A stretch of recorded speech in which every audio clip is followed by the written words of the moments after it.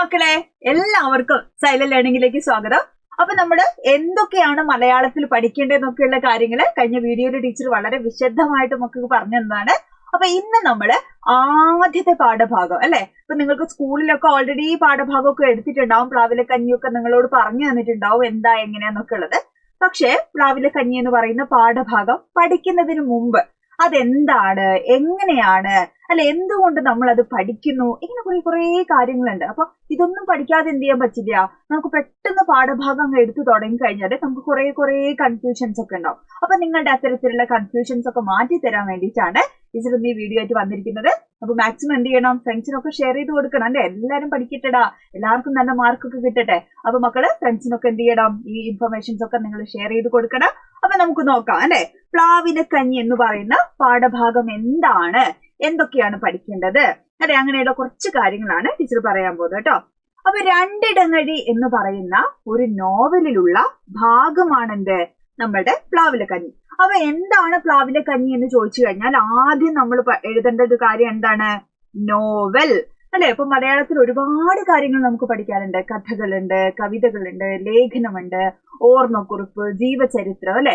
അപ്പൊ അതില് നമ്മുടെ ആദ്യത്തെ പാഠഭാഗം ഏതാണ്, നോവലാണ്. ഓക്കെ, അപ്പൊ ഏത് ചോദ്യം ചോദിച്ചു കഴിഞ്ഞാലും ഈ പാഠഭാഗവുമായി ബന്ധപ്പെട്ടാണെങ്കിൽ നമ്മൾ തുടങ്ങുന്ന സമയത്ത് എന്ത് ചെയ്യണം, പ്ലാവിലെ കഞ്ഞി എന്ന് പറയുന്നത് എന്താണ്, രണ്ടിടങ്ങഴി എന്ന് പറയുന്ന നോവലിലെ ഭാഗമാണ്. മനസ്സിലായോ? അപ്പൊ പ്ലാവിലെ കഞ്ഞി ഒരു നോവൽ ഭാഗമാണ്. ഏത് നോവലിലെയാണ്, രണ്ടിടങ്ങഴി അല്ലെ. രണ്ടിടങ്ങഴി എന്ന് പറയുന്ന നോവലിലെ ഭാഗമാണ് ഇത് പ്ലാവിലെ കഞ്ഞി എന്ന് പറയുന്ന പാഠഭാഗം. ഇനി നോക്കിയേ, അപ്പൊ ഇനി രണ്ടാമത്തെ ചോദ്യം ആരാ എഴുതിയത് എന്നുള്ളതായിരിക്കും അല്ലെ. ആരാണ് പ്ലാവിലെ കഞ്ഞി എഴുതിയത്? നമുക്കറിയാം, തകഴി ശിവശങ്കര പിള്ളയാണ് അല്ലെ. അദ്ദേഹം നോവലിസ്റ്റ് ആണ്, കഥാകൃത്താണ് അല്ലെ. അങ്ങനെ ഒരുപാട് മേഖലയില് അറിയപ്പെടുന്ന അല്ലെ, ഭയങ്കരമായിട്ടുള്ള എന്താ പറയാ കൃതികളൊക്കെ മലയാള സാഹിത്യത്തിന് സംഭാവന ചെയ്തിട്ടുള്ള എഴുത്തുകാരൻ കൂടെയാണ് ആര്, നമ്മുടെ തകഴി ശിവശങ്കര പിള്ള കേട്ടോ. അപ്പൊ അദ്ദേഹം കുട്ടനാടിന്റെ കഥാകാരൻ എന്നൊക്കെ അദ്ദേഹം, കേരള മോപ്പസാങ് എന്നും ഒക്കെ അദ്ദേഹം പല ലേബലുകളിൽ അദ്ദേഹം അറിയപ്പെടുന്നുണ്ട്. മികച്ച ഒരുപാട് കൃതികൾ മലയാള സാഹിത്യത്തിന് അല്ലെ സംഭാവന ചെയ്തിട്ടുള്ള എഴുത്തുകാരനാണ്. അപ്പൊ നമുക്ക് നോക്കാം അല്ലെ, കുട്ടനാടിന്റെ കഥാകാരനും കേരള മോപ്പസാങ് ഒക്കെ അറിയപ്പെടുന്ന തകഴി 1912 ഏപ്രിൽ 17 ആലപ്പുഴയില് കേട്ടോ. ഏത് ജില്ലയിലാണ്? ആലപ്പുഴ ജില്ലയിലാണ് അദ്ദേഹം ജനിച്ചിട്ടുള്ളത്. അതുകൊണ്ട് തന്നെ ആലപ്പുഴയിലെ കുട്ടനാടിന്റെ കഥകൾ അല്ലെ, അദ്ദേഹം ജനിച്ചു വളർന്ന് ജീവിച്ചിട്ടുള്ള കുട്ടനാടിന്റെ കഥകളാണ് അദ്ദേഹത്തിന്റെ മിക്ക കൃതികളിലും പ്രമേയമായിട്ട് നമ്മൾ കാണുന്നത്. അപ്പൊ രണ്ടിടങ്ങഴി എന്ന് പറയുന്ന നോവലിന്റെ പശ്ചാത്തലം എവിടെയാണ്? തകഴിയിലാണ്. ആലപ്പുഴ ജില്ലയിലുള്ള തകഴി എന്ന് പറയുന്ന പ്രദേശത്ത് തന്നെയാണ് നമ്മളുടെ ഏത് കഥ നടക്കുന്നത്, നമ്മുടെ രണ്ടിടങ്ങഴി എന്ന് പറയുന്ന നോവൽ അല്ലെ, നോവലിലെ കഥ നടക്കുന്നത് ഈ പറയുന്ന പ്രദേശത്താണ് കേട്ടോ. മലയാള സാഹിത്യത്തെ വിശ്വപ്രസക്തിയിലേക്ക്, അതായത് ലോകത്തെമ്പായിടത്തേക്കും എന്ത് ചെയ്തിട്ടുണ്ട്, ജ്ഞാനപീഠം ലഭിച്ചിട്ടുള്ള ആളൊക്കെയാണ്, എഴുത്തുകാരനാണ് ആര്, സാഹിത്യകാരനാണ് തകഴി കേട്ടോ. അത്രയും മഹത്തായിട്ടുള്ള ഒരുപാട് കൃതികൾ എഴുതിയിട്ടുള്ള എഴുത്തുകാരനാണ്. അപ്പൊ മലയാളം എന്ന് പറയുന്ന സാഹിത്യ ലോകത്തെ അല്ലെ, കുഞ്ഞു സാഹിത്യ ലോകത്തെ ലോക ശ്രദ്ധയിലേക്ക് എത്തിച്ചിട്ടുള്ള ഒരു എഴുത്തുകാരൻ കൂടെയാണ് നമ്മളുടെ തകഴി എന്ന് പറയുന്നത്. അദ്ദേഹം അല്ലെ, ആരുടെ കഥകളാണ് അദ്ദേഹം പറഞ്ഞിരിക്കുന്നത്? സാധാരണ മനുഷ്യന്റെയും മണ്ണും മനുഷ്യനും തമ്മിലുള്ള ഗാഠബന്ധത്തിന്റെയും കഥകളാണ് കേട്ടോ. അതായത് സാധാരണ നമ്മുടെ നാട്ടുപുറത്ത് കാണുന്ന അല്ലെ ഏറ്റവും സാധാരണക്കാരായിട്ടുള്ള മനുഷ്യരുടെ കഥയാണ് തകഴി അദ്ദേഹത്തിന്റെ കൃതികളിൽ പ്രമേയമാക്കിയിട്ടുള്ളത് കേട്ടോ. ഇങ്ങനെ തകഴി അല്ലെ, പച്ചയായ മനുഷ്യന്റെ ജീവിതത്തെയാണ് അദ്ദേഹം എന്ത് ചെയ്തത്, അദ്ദേഹത്തിന്റെ കൃതികളിലൊക്കെ അദ്ദേഹം കൊണ്ടുവന്നിട്ടുള്ളത് കേട്ടോ. അങ്ങനെ സാധാരണക്കാരായിട്ടുള്ള അല്ലെ, അധസ്ഥിതരും സാധാരണക്കാരുമായിട്ടുള്ള കർഷക തൊഴിലാളികളെയും മുക്കുവരെയും തോട്ടികളെയും ഒക്കെ കുറിച്ചാണ് അല്ലെ. തോട്ടികൾ എന്നൊക്കെ പറഞ്ഞു കഴിഞ്ഞാൽ നിങ്ങൾക്കറിയാം അല്ലെ, മനുഷ്യന്റെ വിസർജ്യങ്ങൾ അല്ലെ, മലിനമായിട്ടുള്ള സാധനങ്ങളൊക്കെ എന്താ പറയാ ക്ലീൻ ചെയ്ത് വൃത്തിയാക്കുന്ന ആളുകളെയാണ് നമ്മൾ തോട്ടികൾ എന്നൊക്കെ പറയാം അല്ലെ. അത്തരം മനുഷ്യർ അനുഭവിക്കുന്ന, അവർ കടന്നു പോയിട്ടുള്ള യാതനകളെ കുറിച്ചും ഏറ്റവും സാധാരണക്കാരായിട്ടുള്ള കർഷകർ നേരിട്ടിട്ടുള്ള വെല്ലുവിളികളെ കുറിച്ചും ഒക്കെ എന്ത് ചെയ്തിട്ടുണ്ട്, ഒരുപാട് കൃതികളിൽ തകഴി പറഞ്ഞിട്ടുണ്ട്. അത്തരത്തില് കർഷകർ നേരിട്ട കുറെ പ്രശ്നങ്ങൾ തന്നെയാണ് നമ്മളുടെ രണ്ടിടങ്ങഴി എന്ന് പറയുന്ന നോവലിലും ആര് വിശദീകരിക്കുന്നത്, തകഴി വിശദീകരിക്കുന്നത് കേട്ടോ. പിന്നീട് ഒരുപാട് കൃതികൾ അല്ലെ, ഈ കൃതികൾക്കൊക്കെ ഒരുപാട് പുരസ്കാരങ്ങൾ, കേന്ദ്ര സാഹിത്യ അക്കാദമി അവാർഡ്, കേരള സാഹിത്യ അക്കാദമി അവാർഡ്, ഇങ്ങനെ ഒരുപാട് അവാർഡുകളൊക്കെ എന്ത് ചെയ്തിട്ടുണ്ട്, അദ്ദേഹത്തിന് ലഭിച്ചിട്ടുണ്ട്. അപ്പൊ അതിനൊക്കെ ഞങ്ങൾക്ക് എന്താ എന്ന് തോന്നുന്നുണ്ടോ? നിങ്ങൾക്കുണ്ടടാ. കാരണം ഇത്രയും കാലം നിങ്ങൾ എങ്ങനെയാണ് മലയാളം എക്സാം എഴുതിയത്, പരീക്ഷ എഴുതിയത് എന്നൊന്നും ടീച്ചർക്ക് അറിഞ്ഞൂടാ. പക്ഷേ ഇനി മുതൽ നമ്മൾ പരീക്ഷ എഴുതുമ്പോൾ അല്ലെ, നമ്മുടെ പരീക്ഷയാണെങ്കിലും നമ്മുടെ ക്രിസ്മസ് എക്സാം ആണെങ്കിലും ഇതൊക്കെ കഴിഞ്ഞിട്ട് വരുന്ന നമ്മുടെ പബ്ലിക് എക്സാം ആണ് ഏറ്റവും വലിയ പരീക്ഷ അല്ലെ. അപ്പൊ നമ്മളോട് മലയാളത്തിൽ ഒരു ചോദ്യം ചോദിക്കുന്ന സമയത്ത് നമ്മൾ എന്ത് ചെയ്യണം? നമ്മൾ എഴുത്തുകാരനെ കുറിച്ചും അല്ലെ, ഏത് പാഠത്തിൽ നിന്നാണോ ചോദ്യം ചോദിക്കുന്നത് അല്ലെ, ആ ചോദ്യവുമായി ബന്ധപ്പെട്ട ഉത്തരങ്ങളൊക്കെ നമ്മൾ എഴുതണം അല്ലെ. അപ്പൊ തകഴിയെ കുറിച്ച് പഠിച്ചിരിക്കുക എന്ന് പറയുന്നത് എന്താണ്?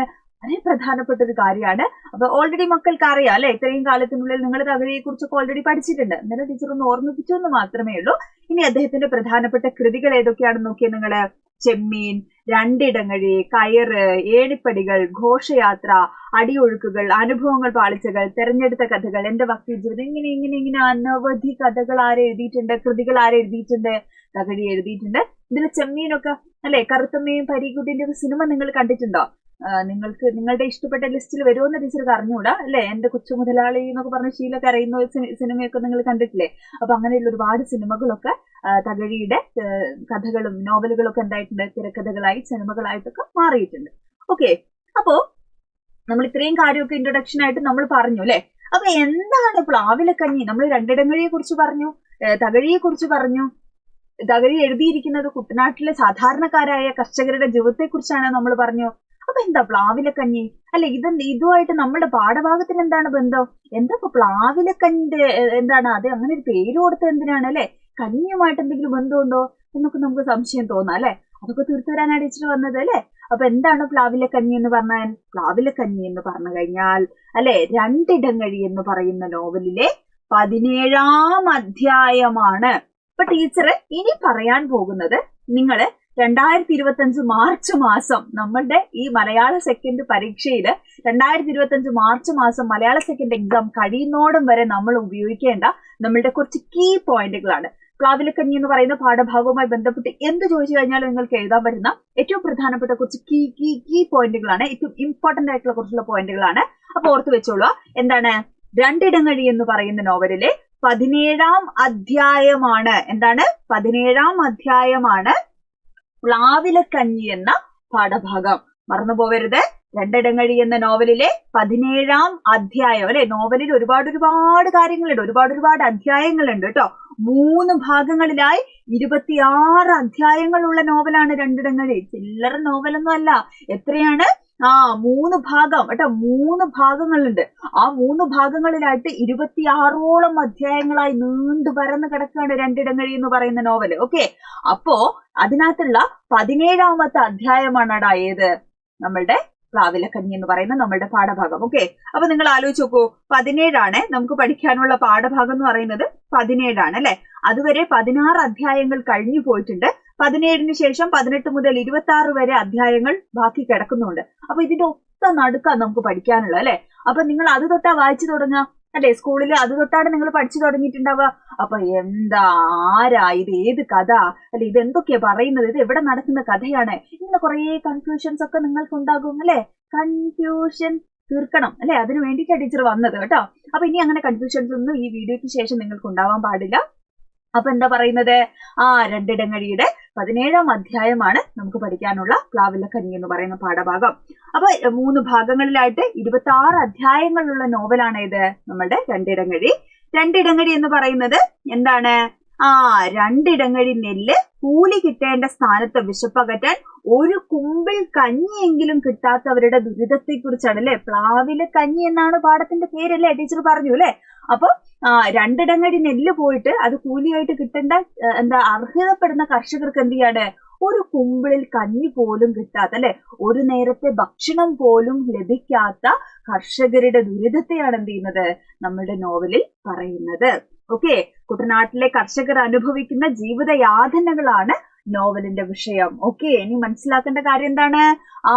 കുട്ടനാട്ടിലുള്ള ആലപ്പുഴയിലുള്ള കുട്ടനാട്ടിലെ കർഷകരുടെ ജീവിതത്തിൽ അല്ലെ അവർ കടന്നു പോയിട്ടുള്ള, അവർ അനുഭവിച്ചിട്ടുള്ള ഒരുപാട് പ്രയാസങ്ങളെയാണ് നമ്മളുടെ നോവൽ എന്ത് ചെയ്യുന്നത്? ചർച്ച ചെയ്യുന്നത്. മനസ്സിലായോ മക്കൾക്ക്?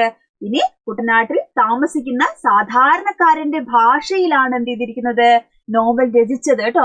നിങ്ങൾ ചിലപ്പോൾ വായിക്കുമ്പോൾ ഒക്കെ നിങ്ങൾക്ക് ചിരി വരും, അയ്യോ എന്താ ഇത് എന്നൊക്കെ നമുക്ക് തോന്നും. എന്തുകൊണ്ടാണ് അങ്ങനെ തോന്നുന്നത്? അത്തരം ഓരോ പ്രദേശത്തുള്ള ഭാഷ അല്ലെ. ഇപ്പൊ നമ്മൾ കോഴിക്കോട് തന്നെ പല സ്ഥലത്ത് അല്ലെ, കോഴിക്കോട് തന്നെ പല സ്ഥലത്ത് പല രീതിയിൽ സംസാരിക്കുന്നത് നമുക്ക് കേൾക്കാം അല്ലെ. കുറച്ച് മലപ്പുറത്ത് പോയി കഴിഞ്ഞാൽ എന്ത് ചെയ്യും, വേറൊരു രീതിയിലാണ്. തിരുവനന്തപുരത്താണെങ്കിൽ മറ്റൊരു രീതിയിലാണ് അല്ലെ. നമ്മൾ പല പദങ്ങളും ചില വാക്കുകളൊക്കെ പറഞ്ഞാൽ അടിയൊക്കെ കിട്ടും നമുക്ക്. അപ്പൊ ഭാഷാഭേദങ്ങളുണ്ട് അല്ലെ. അപ്പൊ ഇങ്ങനെ എന്താണ് നമ്മുടെ ആലപ്പുഴ ജില്ലയിലെ കുട്ടനാട്ടിലുള്ള സാധാരണക്കാരായിട്ടുള്ള മനുഷ്യർ സംസാരിക്കുന്ന അല്ലെ ഭാഷയിലാണ് നമ്മുടെ നോവൽ രചിച്ചിരിക്കുന്നത്. അതുകൊണ്ട് തന്നെ അതൊരു വലിയ ചോദ്യം കൂടെയാണ് കേട്ടോ. കുട്ടനാട്ടിലെ ഭാഷ അല്ലെങ്കിൽ നോവലിലെ ഭാഷ എന്താണ് ഒരു ചോദ്യമായിട്ട് ചിലപ്പോൾ വരും. അപ്പൊ ഇതിലുള്ള കഥാപാത്രങ്ങൾ തമ്മിൽ സംസാരിക്കുമ്പോൾ ഒക്കെ ഭയങ്കര രസമായിട്ട് അല്ലെ. നമ്മൾ ആ പാഠം പഠിക്കുമ്പോൾ നിങ്ങൾക്ക് അറിയാം, ഓൾറെഡി ഇപ്പൊ വായിച്ചു തുടങ്ങിയിട്ടുണ്ടാവുമല്ലോ. അപ്പൊ നിങ്ങൾക്ക് അത് മനസ്സിലാവും അല്ലെ. അതിലെ പദങ്ങളും രസകരമായിട്ടുള്ള പ്രയോഗങ്ങളൊക്കെ നല്ല രസമാണ് വായിക്കാൻ അല്ലെ. ഇനി ആ ഭാഷ ആലോചിക്കുക. ഇനി ദാരിദ്ര്യത്തിലും നോവലിലെ കഥാപാത്രങ്ങളായ കോരനും ചിരിതയും പുലർത്തുന്ന സ്നേഹവും കരുതലും ശ്രദ്ധേയമാണ് അല്ലെ. ആരാ കോരൻ, ആരാ ചിരിത ഒക്കെ പറഞ്ഞുതരാം കേട്ടോ. ഒന്നും ടെൻഷൻ അടിക്കണ്ട. കോരനെയും ചിരിതയും ഒക്കെ നമുക്ക് പഠിക്കാം. ഓക്കെ. പിന്നെ അച്ഛനും മകനും തമ്മിലുള്ള മനോഹരമായിട്ടുള്ള ബന്ധത്തെ കുറിച്ചും എന്ത് ചെയ്യുന്നുണ്ട്, നോവലിൽ ചർച്ച ചെയ്യുന്നുണ്ട്. ഇങ്ങനെ അത്രയധികം ജോലി ചെയ്തിട്ടും എന്ത് ചെയ്യാണ്, ഒരു നേരത്തെ ഭക്ഷണം പോലും കിട്ടാതായി പോകുന്നു അല്ലെ. ഇപ്പൊ നിങ്ങൾ ആലോചിച്ച് നോക്കിയേ, നിങ്ങൾ അച്ഛനും അമ്മയും അല്ലെ, നമ്മുടെ പാരന്റ്സ് ഒക്കെ നന്നായിട്ട് ജോലിക്ക് പോകുന്നതുകൊണ്ടും അല്ലെ അവർക്ക് മാസത്തിൽ സാലറി കിട്ടുന്നതുകൊണ്ടും ഒക്കെയാണ് നമ്മൾ ഭയങ്കര ഭംഗിയായിട്ട് ഇഷ്ടമുള്ളതൊക്കെ ധരിച്ച് ഇഷ്ടമുള്ള സാധനങ്ങളൊക്കെ കഴിച്ച് ഭയങ്കര അടിപൊളിയായിട്ട് നമ്മൾ ജീവിക്കുന്നു അല്ലെ. എത്ര വലിയ സമ്പാദ്യമാണെങ്കിലും എത്ര ചെറുതാണെങ്കിലും നമ്മുടെ ആവശ്യങ്ങളൊക്കെ നിറവേറ്റാൻ പറ്റുന്നത് നമ്മുടെ പാരന്റ്സ് പോയിട്ട് ജോലി ചെയ്യുന്നത് കൊണ്ടാണ്. അപ്പൊ നിങ്ങൾ ആലോചിച്ച് നോക്കൂ, നിങ്ങളുടെ പാരന്റ്സ് പോയിട്ട് ജോലി ചെയ്യുന്ന സമയത്ത് അവർക്ക് മാസത്തിൽ അല്ലെ സാലറി അല്ലാതെ എന്ത് ചെയ്യാണ്, ഒരു നേരത്തെ കഞ്ഞിവെള്ളം കൊടുക്കുകയാണ് അവർ പോകുന്ന ഓഫീസിൽ നിന്ന്. ആലോചിച്ച് നോക്കിയാൽ നിങ്ങളൊക്കെ അവസ്ഥ എന്തായിരിക്കും? അതേപോലെ ഒരു കാലഘട്ടം കേരളത്തിൽ ഉണ്ടായിരുന്നു അല്ലെ. അതായത് ചെയ്യുന്ന ജോലിക്ക് എന്തില്ല, കൂലി ഉണ്ടായിരുന്നില്ല. ഇനി കൂലി എന്ന് പറയുന്നത് ചിലപ്പോൾ ഒരു നേരത്തെ കഞ്ഞിയായിരിക്കും. കഞ്ഞി എന്നൊന്നും പറയാൻ പറ്റില്ല, കഞ്ഞി വെള്ളമാണ്. അരിയൊക്കെ ഇട്ടിട്ടുള്ള വെള്ളത്തെയാണ് നമ്മൾ കഞ്ഞി ആ കാലത്തുള്ള പാവപ്പെട്ട മനുഷ്യർ പറഞ്ഞിരുന്നത് അല്ലെ. ഇനി സ്വന്തമായിട്ട് കൃഷി ചെയ്യാൻ പറ്റില്ല, സ്വന്തമായിട്ട് ഭൂമിയില്ല, വഴിയിലൂടെ നടക്കാൻ പറ്റാത്തൊരു കാലഘട്ടം കേരളത്തിൽ ഉണ്ടായിരുന്നു അല്ലെ. നിങ്ങൾക്കറിയാം നമ്മുടെ ജന്മി കുടിയാൻ ബന്ധം അല്ലെ, തമ്പ്രാൻ തൊഴിലാളികള് അല്ലെ, കർഷകരെ അത്രയധികം ബുദ്ധിമുട്ടിച്ചിരുന്ന, ക്രൂരമായിട്ട് പീഡിപ്പിച്ചിരുന്ന ഒരു കാലഘട്ടമൊക്കെ കേരളത്തിൽ ഉണ്ടായിരുന്നു. തൊട്ടുകൂടായ്മ ഉണ്ടായിരുന്നു അല്ലെ. മനുഷ്യരെ തൊടാൻ പാടില്ലായിരുന്നു. പാവപ്പെട്ട കർഷകർ ഉണ്ടാക്കി വരുന്ന നെല്ലും സാധനങ്ങളൊക്കെ എന്ത് ചെയ്യാം, നല്ല രീതിയിൽ ഇങ്ങനെ ഇരുന്ന് കഴിക്കാം. പക്ഷെ ഇവരെ കാണാനും പാടില്ല, എന്ത് ചെയ്യാൻ പാടില്ല, തൊടാനും പാടില്ല എന്ന് പറയുന്ന ഒരു അവസ്ഥ എവിടെ ഉണ്ടായിരുന്നു, കേരളത്തിലുള്ള നമ്മളുടെ അല്ലെ ഇങ്ങനെ വളരെ വൃത്തികെട്ട ഒരു സാമൂഹിക അന്തരീക്ഷമൊക്കെ കേരളത്തിൽ ഉണ്ടായിരുന്നു കേട്ടോ. തൊട്ടുകൂടായ്മ ഉണ്ടായിരുന്നു, തീണ്ടിക്കൂടായ്മ ഉണ്ടായിരുന്നു അല്ലെ. പിന്നെന്താണ്, ചാന്നാർ ലഹള പോലെയുള്ള സംഭവങ്ങളൊക്കെ നിങ്ങൾക്ക് അറിയാം അല്ലെ. നിങ്ങൾ ഹിസ്റ്ററിയിലും ഒക്കെ നിങ്ങൾ പഠിച്ചിട്ടുണ്ടാവും അല്ലെ. നമ്മുടെ നാട്ടിലുള്ള സാധാരണക്കാരായ സ്ത്രീകള് അല്ലെ വസ്ത്രം ധരിക്കാൻ പോലും അല്ലെ, മേൻമുണ്ട് ധരിക്കാനുള്ള അവകാശം ഉണ്ടായിരുന്നില്ല അല്ലെ. ഇങ്ങനെ ഭയങ്കരമായിട്ടുള്ള ദുരിതമായിട്ടുള്ള അവസ്ഥയിലൂടെയാണ്, അല്ലെങ്കിൽ ഭയങ്കരമായ ദുർഘടം പിടിച്ച വഴികളിലൂടെയാണ് കേരളത്തിലെ ജനങ്ങൾ, പ്രധാനമായിട്ടും കർഷക സമൂഹം എന്ത് ചെയ്തത്, അനവധി അല്ലെ സമരങ്ങളും അല്ലെ കൂട്ടായ്മകളും അല്ലെ പ്രക്ഷോഭങ്ങളും എങ്ങനെയാണ് നമ്മൾ ഇന്ന് കാണുന്ന അല്ലെ ഒരു സ്വാതന്ത്ര്യപൂർണമായിട്ടുള്ള അവസ്ഥയിലേക്ക് കർഷകരും സാധാരണ ജനങ്ങളും ഒക്കെ വന്നിട്ടുള്ളത്. അപ്പോൾ ആ ഒരു കാലഘട്ടത്തിലൊക്കെയാണ് എന്ത് ചെയ്യുന്നത്, നമ്മുടെ കഥ നടക്കുന്നതെന്ന് ആലോചിക്കുക. ഇങ്ങനെയുള്ള പ്രശ്നങ്ങളൊക്കെ കേരളത്തിൽ ഉണ്ടായിരുന്നു എന്ന് ആലോചിക്കുക. ഈ മുതലാളി തൊഴിലാളി തമ്മിലുള്ള പ്രശ്നങ്ങളും ചെയ്ത ജോലിക്ക് കൂലി കൊടുക്കാത്ത അവസ്ഥയൊക്കെ കേരളത്തിൽ ഉണ്ടായിരുന്നു. ആ അവസ്ഥ എന്ത് ചെയ്യുന്നുണ്ട്, നമ്മുടെ നോവലില് തകഴി വളരെ ഭംഗിയിൽ എഴുതി അവതരിപ്പിക്കുക കൂടെ ചെയ്തിട്ടുണ്ട്. അപ്പൊ ഇനി എന്താ നമ്മളുടെ കഥ എന്നുള്ളത് നോക്കാം, എന്താ നമ്മുടെ നോവൽ ഭാഗം എന്ന് നോക്കാം നമുക്ക്. അപ്പൊ നമ്മുടെ നോവലില് എന്ത് ചെയ്യാണ്, കുട്ടനാട്ടിലെ കർഷകരുടെ ജീവിത പ്രശ്നങ്ങളാണ് എന്ത് ചെയ്യുന്നത്, നമ്മുടെ നോവലിൽ അവതരിപ്പിക്കുന്നത്. നോവലിൽ പ്രധാനമായിട്ടും ആരൊക്കെയുള്ളത്, 3 കഥാപാത്രങ്ങളുണ്ട് കേട്ടോ. ആരൊക്കെയാണ്, 3 കഥാപാത്രങ്ങളുണ്ട്. ഇവര് കൂടാതെ വേറൊരു കഥാപാത്രം കൂടെ ഉണ്ട്. കണ്ടോ എന്റെ ചിത്രം എങ്ങനെയുണ്ടടാ, നല്ലയാണോ? അല്ല ഇത് ഇങ്ങനെ വേണ്ട, കുറച്ച് പ്രായമായ ആളാണ്, ഇങ്ങനെ വളഞ്ഞിട്ടില്ലേ പ്രായമായ ആള്, നടക്കൽ ഒരു വടിയൊക്കെ. ഇത് കോരന്റെ അച്ഛനാണ് കേട്ടോ, അച്ഛൻ എന്ന് പറയുന്ന കഥാപാത്രം. ഇങ്ങനെ 4 കഥാപാത്രങ്ങളാണ് പ്രധാനമായിട്ടും നമ്മളുടെ നോവൽ ഭാഗത്തിലുള്ളത്. അതിൽ നമുക്ക് പഠിക്കാനുള്ള പാഠഭാഗത്തിൽ ഈ 3 കഥാപാത്രം, കോരനും ചിരിതയും അച്ഛനുമാണ് പ്രധാനപ്പെട്ട കഥാപാത്രങ്ങളായിട്ട് വരുന്നത്. അപ്പൊ ടീച്ചർ ചെറുതാക്കി ഒന്ന് പറഞ്ഞുതരാം. കോരനും ചിരിതയും ചാത്തനും ഇവരുടെ ഒരു എന്താണ്, ഒരു ഭയങ്കര രസമുള്ള ഒരു കഥയാണ്. കോരനും ചാത്തനും ചിരിതേനെ ഭയങ്കര ഇഷ്ടമായിരുന്നു. ഓക്കെ.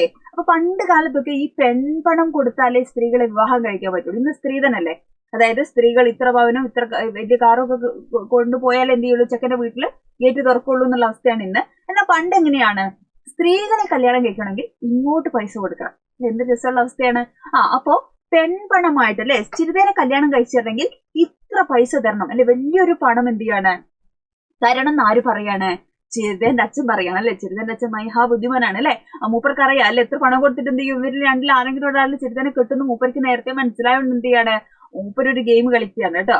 അപ്പൊ എന്ത് ചെയ്യുന്നു, കോരൻ അവിടുന്ന് ഇവിടുന്നൊക്കെ കഷ്ടപ്പെട്ട് പുഷ്പവേലി ഔസേപ്പ് എന്ന് പറയുന്ന ഒരു മുതലാളിയുടെ കീഴിൽ അല്ലെ, ഞാൻ അങ്ങയുടെ വീട്ടുവേലക്കാരനായിക്കോളാം അല്ലെ, എനിക്ക് കുറച്ച് പൈസയൊക്കെ അഡ്വാൻസ് ആയിട്ട് തരണം എന്നൊക്കെ പറഞ്ഞിട്ട് കുറച്ച് പൈസയൊക്കെ വാങ്ങിയിട്ട് എന്ത് ചെയ്യാണ്, ചിരുതയെ വിവാഹം കഴിക്കുകയാണ് കേട്ടോ.